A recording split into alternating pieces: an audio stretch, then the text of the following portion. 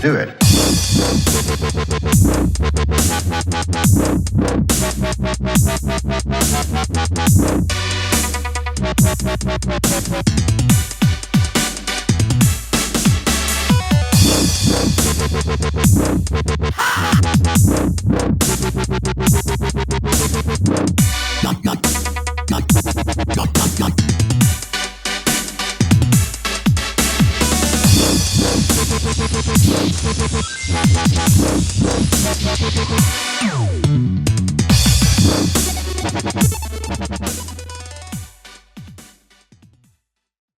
And number one with an all-female team. I'm just curious to know your thoughts on an all-female X-Men team. I missed the end. So how do you feel about an all-female X-Men team that just started out? I think it's fine that I can't call it X-Men, they gotta call it X-Women. That's funny on the masthead, but hey, that's up to them. No, I think it's a great idea. Anything that's new and different. You know, I don't know if you're aware of this, although I'm sure you are. The toughest thing is taking these characters that have been around so long and keeping them interesting for the readers all the time. You've got to come up with new angles, with new approaches, with new surprises to keep the readers hooked, or else after a while, I've read that kind of story before, I've had it. So anything they do that's different like that is good as long as they do it well. But luckily, it's Marvel. They do everything well. All right, right over here, please. When you created, Spider-Man, how did you, what inspired you to create Spider-Man? I'm going to leave that one to you. Testing. When you created Spider-Man, what initially inspired you to create him?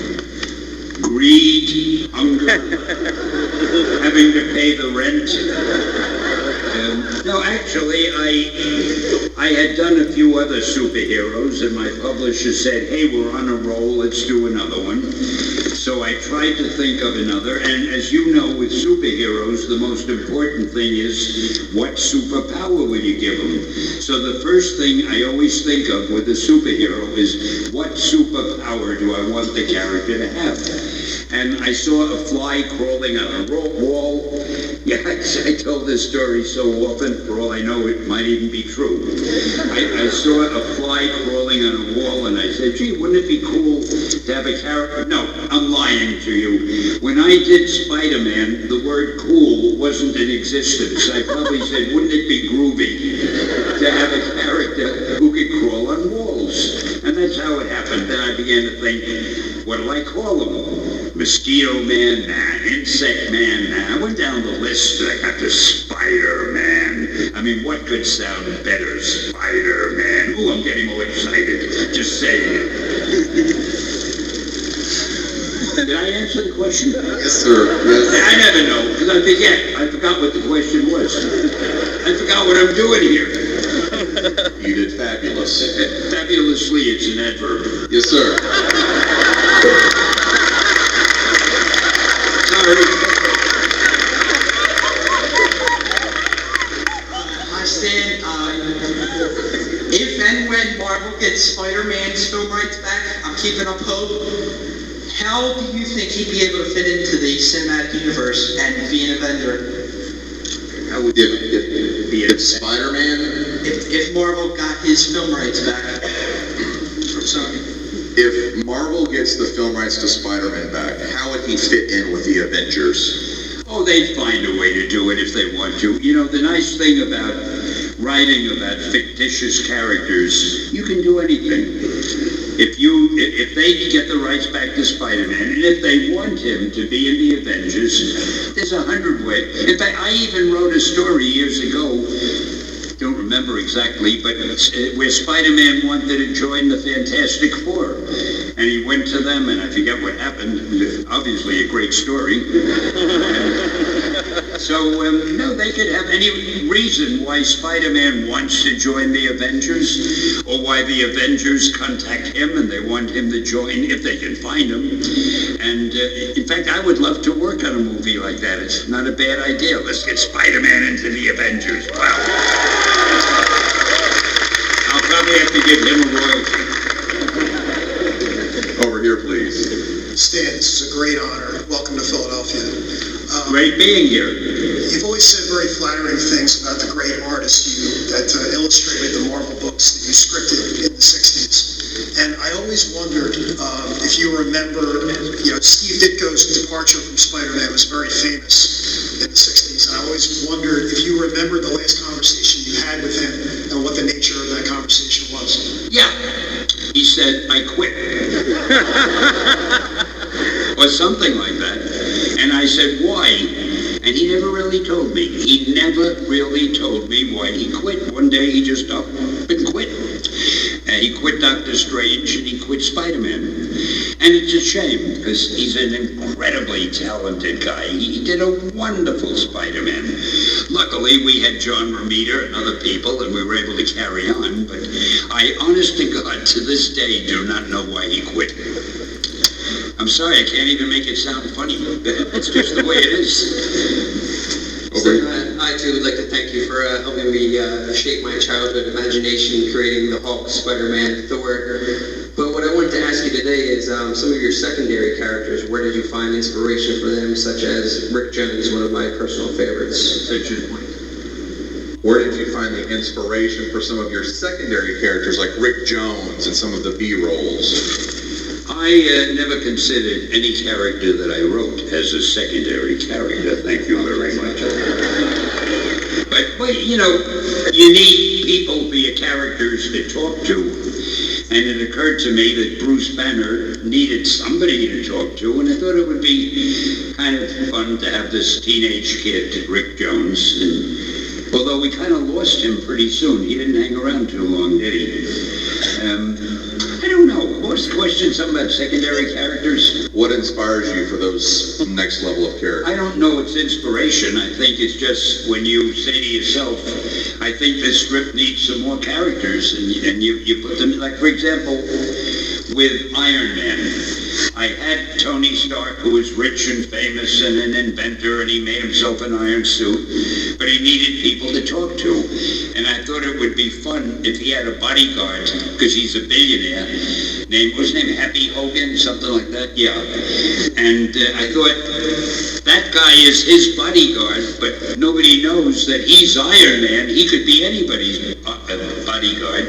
And then I wanted him to have a love interest, so I thought it'd be good to have a secretary, and I called her Pepper Potts. I think that was the name I gave.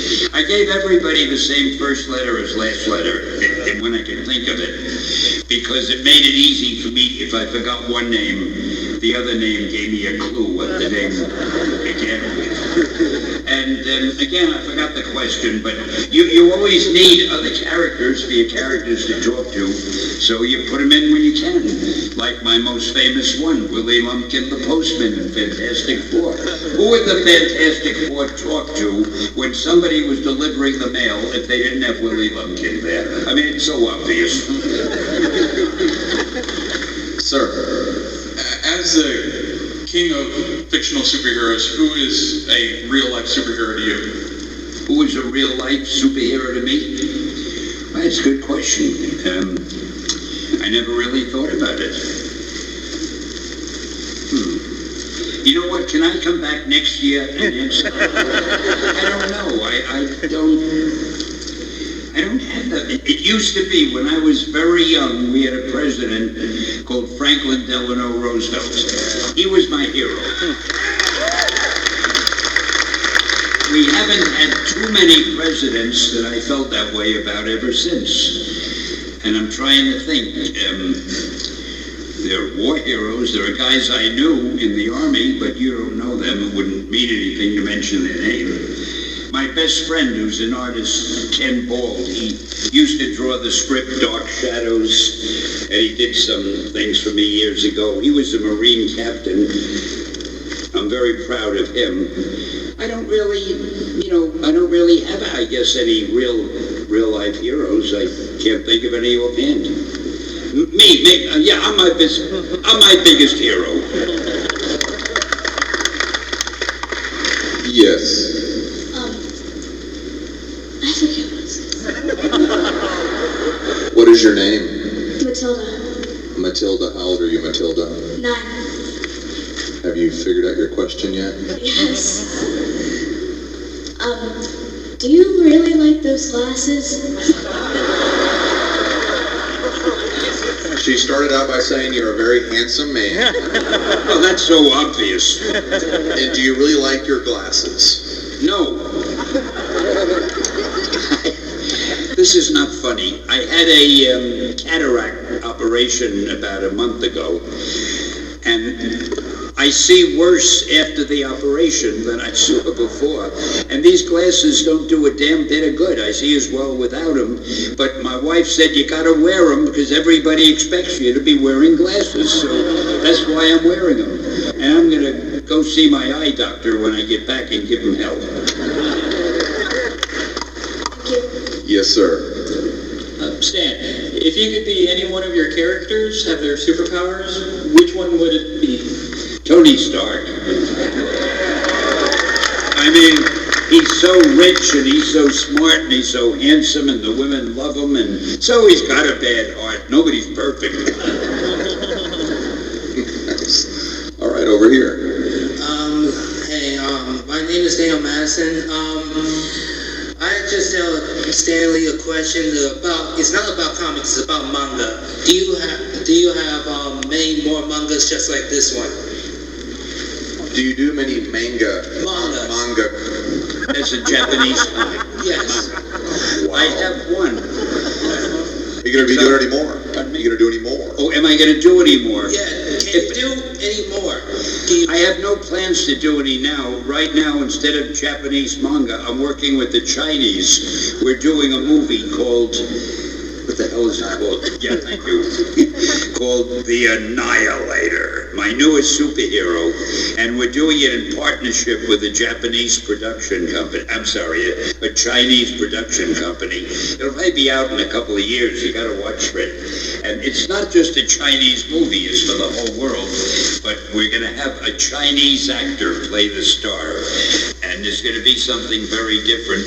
And that has nothing to do with manga, I'm sorry. I find you a creator of manga for that manga showing jump hacks.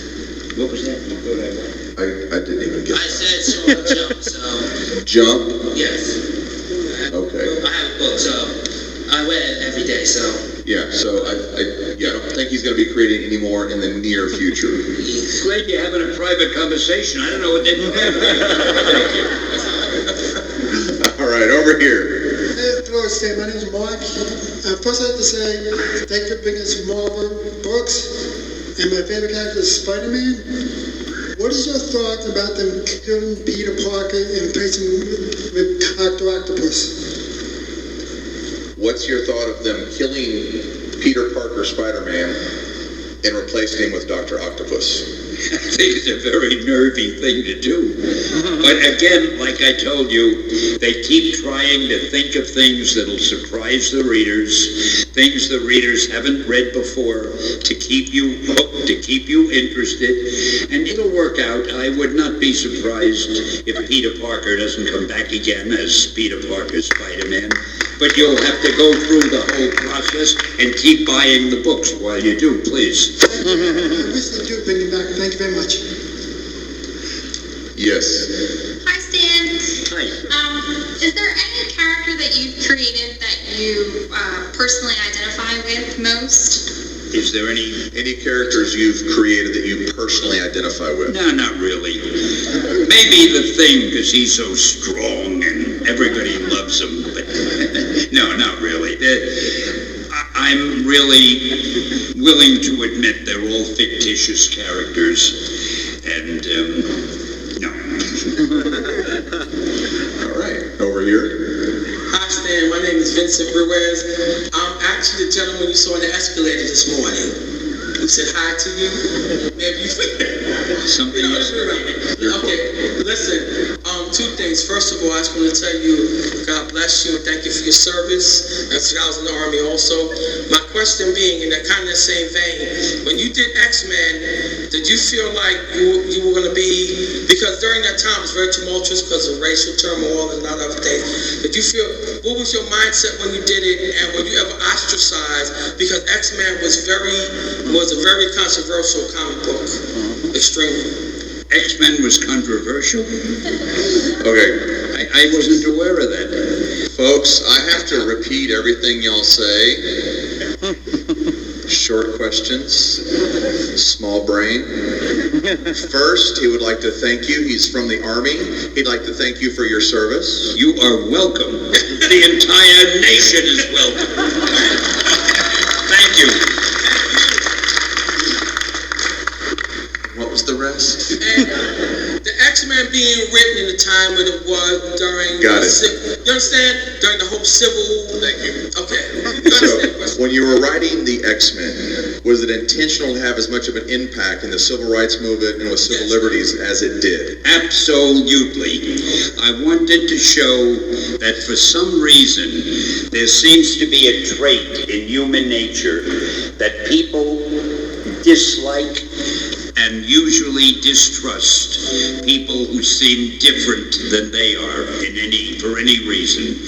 And I was trying to show how ridiculous that trait is, and it's a bad thing, and we should try to wipe it out. We should all learn to live with people who are different and respect them as much as we respect people who are just like us. So that was the underlying theme. And I'm happy to say that some people caught it. Some people it was over their head, but they still enjoyed the stories, and that made me happy. But yes, the X-Men was one book where I was trying to get an anti-bigotry theme in it, and I am glad some people caught it. Thank you.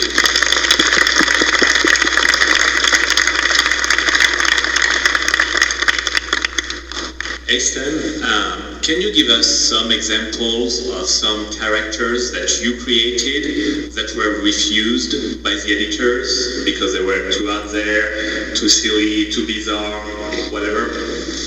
So, do you recall any characters you created that didn't quite cut the mustard? No. Strangely enough, everything we did worked out. And in a strange... You were talking about the X-Men. When I suggest... You see, my publisher had to okay everything I came up with. So I came to him. I originally wanted to call them the Mutants. And he said, that's a terrible name for a comic. He said, he didn't have much respect for the intelligence of his readers. He said, none of our readers are going to know what a mutant is. So I thought the leader was Professor X, and they had extra powers. I said, okay, I'll call them the X-Men. And he said, oh, that's a good name. And as I walked out of his office, I thought, if nobody will know what a mutant is, how will anybody know what an X-Man is? But somehow I had the thing, and that's the way it wasn't. I hope that answered the question, because I forgot what the question was. Characters that you created that didn't work out, but obviously you did answer the question. No, they all pretty much worked out. We were lucky. Before we did superheroes, we did stories like the Archie magazines. We had Millie the model and Nellie the nurse and Eddie of Hollywood, and they all sold well. We had war magazines, and they all sold well. We had westerns. My publisher loved the name, for some reason, Kid in the Western. So we had the Texas Kid, the Two-Gun Kid, the Outlaw Kid, and they all sold well. So, I don't know, we were riding on some sort of a lucky pony, and I can't think of anything we did that really wasn't okay. That's the only reason I kept my job, because believe me, if any of them didn't sell, I'd have been the hell out of there. Yes, sir. Hi, Stan. I just wanted to know if there were any characters you ever created that maybe you kind of, in retrospect, regret creating. Do you regret creating any particular character? Hell no. No, why would I? Maybe they got away from you. What? Said maybe they just got away from you, it took a life of its own? Oh, they always take a life of their own, even when I was writing them.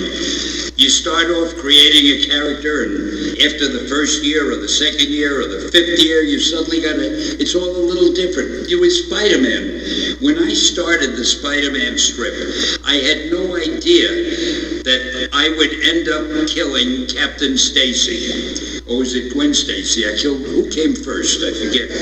Whichever one was killed first, I killed. And Gwen, I think, was killed after the captain, and Jerry Conway did that, and I hate him for that. And, no. Did they get away from me? Was that the question? Yes. They get a life of their own. It really is truth. Things happen in the strips as they go on that you never expect to happen when you start the strip. Because not only do you want to surprise the reader and keep the reader's interest up, but believe it or not, you as the writer want to keep yourself interested. I couldn't have been interested in these characters if their lives never changed in any way, if they always stayed exactly the same. So every writer of a series keeps trying to add new elements that will surprise you and would have surprised him, except for the fact that he knows they're coming because he wrote them. Am I confusing everybody? Confusing myself. I love working with him. Next question. Hi, Stan. I was just wondering, how involved are you with today's Spider-Man comics in the newspaper? I was writing it for a long time, until very recently, and I've had to take time off from writing it because I've been too busy with other things, and I have a few other people who are writing it now. I'll probably get back to it later if I ever get any more spare time. But unfortunately, papers keep dropping all the time, and pretty soon the strip will just be on your internet. In fact, most strips will be on the internet. The papers keep losing comics and features. I don't know how long newspapers will be around, frankly. Even the magazines, Newsweek, which was one of the biggest news magazines, isn't published anymore. You've got to get it on the internet. And that's too serious a subject for me to discuss. Right there. Hey, I was wondering if you have any particular favorite characters that maybe never got as popular amongst the readers as you loved yourself. No, not really. We were very lucky. Most of the ones we introduced did become popular. Maybe the only exception is Colonel Fury, the agent of S.H.I.E.L.D. The S.H.I.E.L.D. books did well. I brought them out because I wanted to get something like, in the beginning, there was a TV show called The Man from U.N.C.L.E., and I wanted to get a group like that, only much more so. And I love Nick Fury. The one thing I can't understand in the Avengers movies, and Nick Fury, as played by, what's the name of the actor? Samuel Jackson. Samuel Jackson, whom I know and who's a wonderful actor, is such a quiet guy. He just kind of walks around in that leather coat, and that's about it. When I wrote Colonel Fury, he was the toughest damn guy in the world. He yelled and shouted, and the people were afraid of him, and he took command. And he was originally in Sergeant Fury in the Howling Commandos. I loved that book, and when I stopped writing it, years later, people said, what happened to Sergeant Fury?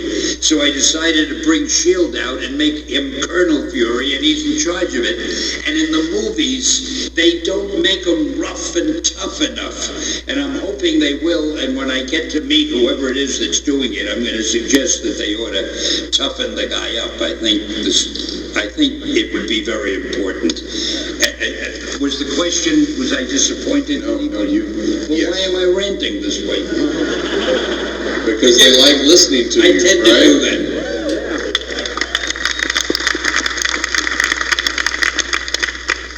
Hi, countless video games have been made based off of the characters that you've created, and I'm just wondering if you've ever gotten a chance to play some, and if so, did you have a favorite?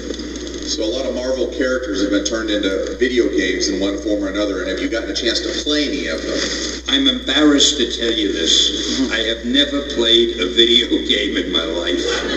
I just haven't had the time, and I don't even... Once I was with... There was a Hulk video game, or a game that featured him or something, and they invited me to meet the people who had done the game, and I think I was one of the characters in the game, and the guy who created it is sitting there with one of these instruments that works everything, and he gave me one. And he said, "Come on, Stan, I'll play it. We'll have our characters fight." And he's going like this, and the character is going crazy and jumping over my character, and I'm going like this. If I push this button, I don't know what this button does. So after a couple of minutes, I said, I yield. You win. I've just never gotten around to playing those games. I'm in a few of them, though, and I'm sure I'm wonderful, but I haven't played them. So humble. Yes, sir. Professionally or personally, what is the most fun you had with Jack Kirby? I think seeing his artwork. The man was so good. Every time he would send in a strip, it was such a thrill just looking at the way he drew it. Nobody could tell a story as dramatically. Jack Kirby should have been a movie director. He always knew if something had to be drawn, he always knew how to shoot it from the best possible angle that would make it look the most interesting. And I just loved it every day or every few days when his artwork would arrive and I could look at it. Other than that, being with him, he was a nice guy, but he was always smoking cigars and blowing the smoke in my face, so we didn't talk all that much. So no road trips? No road trips? Road trip? Road trip with... Well, we used to do a few radio interviews together, and they were fun, but no road trips. We were both too busy. He lived somewhere at the end, further out in Long Island. I lived in Long Island too, but closer to New York. Once in a while, he would bring the artwork to my house. Other times, he'd send the artwork to our office. No, we didn't take any. I didn't take any road trips really with anybody. It was all the traveling I did was always by myself. I didn't want to share all that glory. Thank you. All right. Mr. Lee, first I'd like to thank you for being awesome. Secondly, I was wondering if you'd ever be considering doing a series on time travel in comics. He wants to thank you for being awesome. You're welcome. He wants to know if you would ever consider doing a time travel type theory in the comics. Well, I have in the comics. No, I don't really write any more comics. I miss it, but I don't have time for it. But I have a time travel concept for a movie that I'm just about finishing organizing for myself, and I'll be seeing if I can get that turned into a movie pretty soon. I did a time travel thing for Disney a few years ago. I forget what it was called. Time Jumper, it was called. And the way they did it, it didn't work out. They did it for the internet, and somehow it was in the beginning of doing those things, and it didn't get as popular as it should have. It didn't last very long. But time travel is the most interesting subject, and when you really study physics and you study Einstein's theory and so forth, if you can go fast enough, if you can pass the speed of light, it affects time in some way. And there might actually be a way. I don't know that you could go back 30 years or go ahead 100 years, but there might be ways you could affect time itself. And I've been trying, I don't have that much time to study it, but if I had more time, I'd really read up more about it. Thank you. You're welcome. Can the Hulk use Thor's hammer? the Hulk use Thor's hammer? Oh, I don't think so, no. Oh, no. Thor's hammer is enchanted, you foolish person.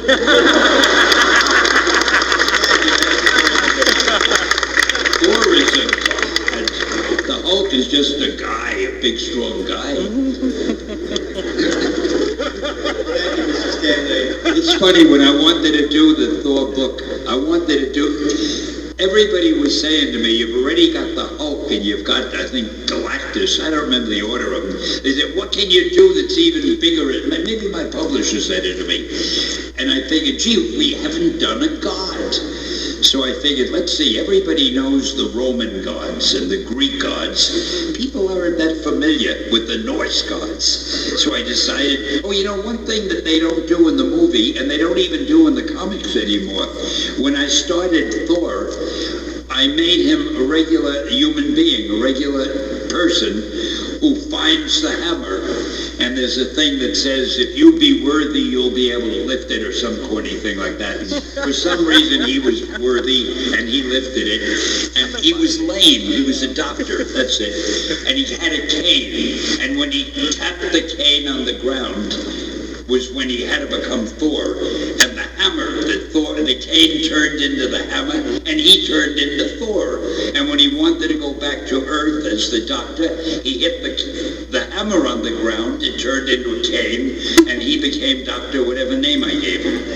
And he had a nurse that he was in love with, but he was also in love with Sif, the goddess. And I was going to make it way later on at the end of the series that we would learn that Sif and the nurse were really the same woman, and Odin had put them there to test Thor's loyalty or something. I had such plans for that book, but after a while I stopped writing it, and we never got around to it, and that's the story. That was a long story, sorry.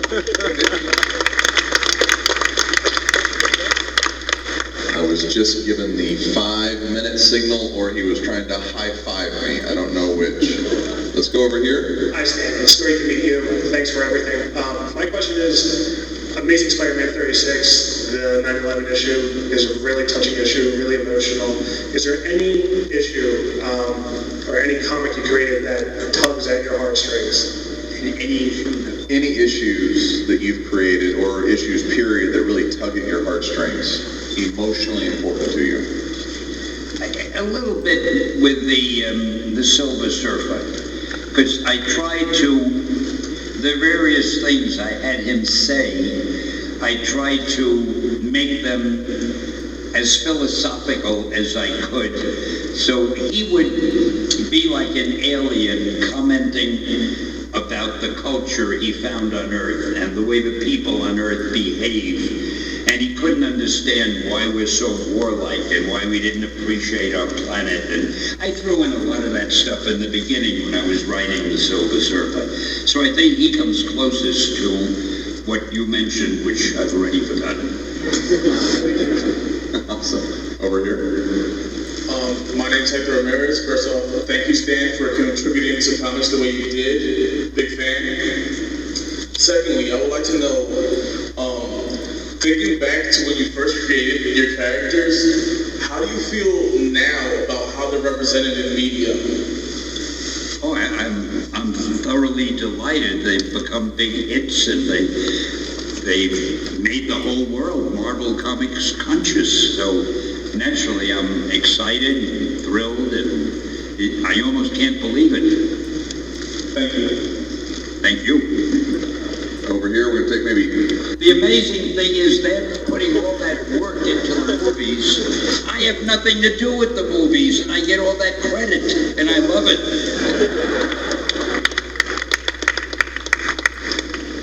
Hi, Stan. This is a reference to Japanese comics. What is it? Manga? Manga. What he was referring to was the comic called Ultimo. Ultimo, yeah, that's right. You're in that comic, and I was wondering if they did a movie adaptation and they actually played it, would you play the movie? Sure. I can't say no to anything that has to do with acting in a movie. I get it. In fact, tomorrow, no, what's tomorrow? Sunday? On Monday, I'm going to New York to shoot my cameo for the next Spider-Man movie. I have no idea what it is. They haven't told me, but I don't care. Whatever it is, I'm going to do it.